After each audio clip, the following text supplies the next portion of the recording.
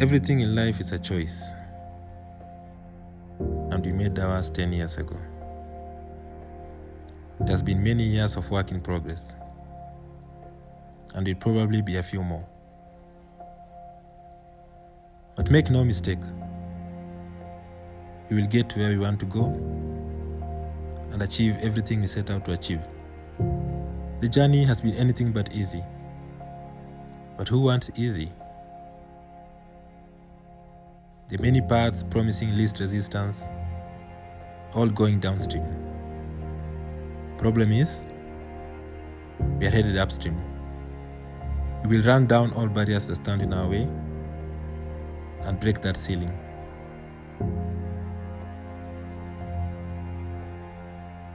But first, let's take you back to where it all started.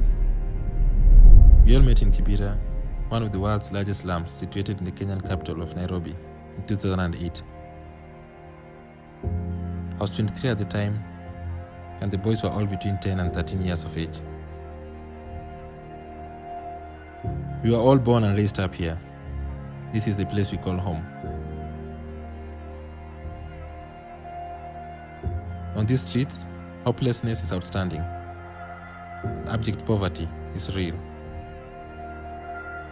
The youth here have very few opportunities, if any, to make a better life for themselves or their families. But the greater our problems were, the greater they resolve. Despite facing these and many other challenges, we soldier on. We didn't want to be like everyone else. We wanted to be different. We wanted to dream bigger and achieve higher goals. And we believe we are not just doing this for ourselves, but for every youth in Kibera, so that one day they might be able to say, I want to do this, or I want to do that, then go ahead and achieve it. My name is Kennedy Ocheng, 23 years of age.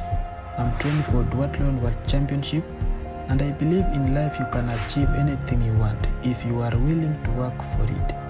Because nothing comes in a silver plate. In my training, I ran 20 kilometers and 50 kilometers cycling per day. Training is very hard, It requires a lot of hard work and dedication. In Spain, I am competing in elite under 23 category, and I am hoping to place in top 10.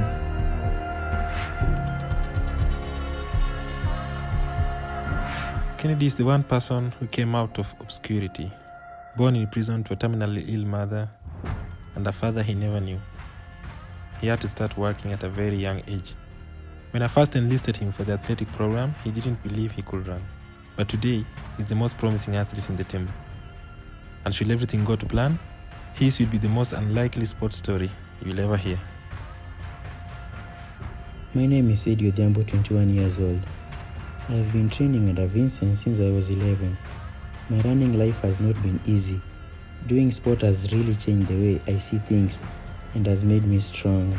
I hope to compete at age group standard duathlon category in Pontevedra.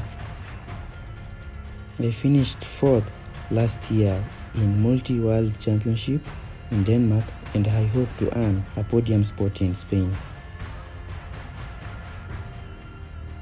Eddie is perhaps the least talented guy in our team, but that also means he works the hardest. What I like most about him is that you can throw anything at him in training, and he will take it without complaint. He understands that hard work beats talent, where talent doesn't work hard. At the moment, we're training for the World Duathlon Championships in Spain this April. It's a self-sponsored trip. This will be a second time after an appearance in Denmark in 2018.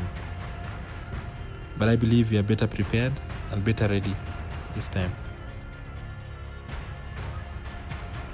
It can be demanding trying to be a coach and athlete at the same time.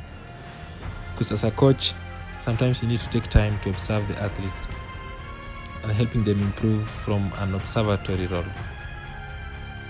I'm often right there in the swing of things, kicking it out with the boys. We have had many long moments in this journey, but in many ways, what keeps us going is the faith and the belief that we can do it.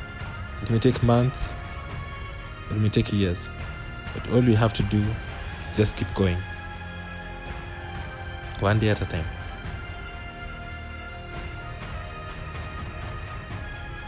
Equipment and specialized nutrition are the main challenges. We train 4 to 5 hours a day, but simply don't have the equipment to facilitate it or nutrition to match it. In many ways, duathlons, much like triathlons, are said to be the rich man's sport. In this respect, we don't quite fit the criteria. For instance, the average bike at the World Championships will cost in excess of $10,000. That's $1 million shillings. This is actually double our annual training budget for the team. We have one bike that costs around $80,800, but the others are mostly steel and aluminium frames that will easily pass for vintage in the Western world. And you could probably say that it's the rider, not the bike. But what if your bike costs you a second every kilometer? That will be 40 seconds at the end of the race. And in a sport of such fine margins, 40 seconds could easily be the difference between first place and 20th place.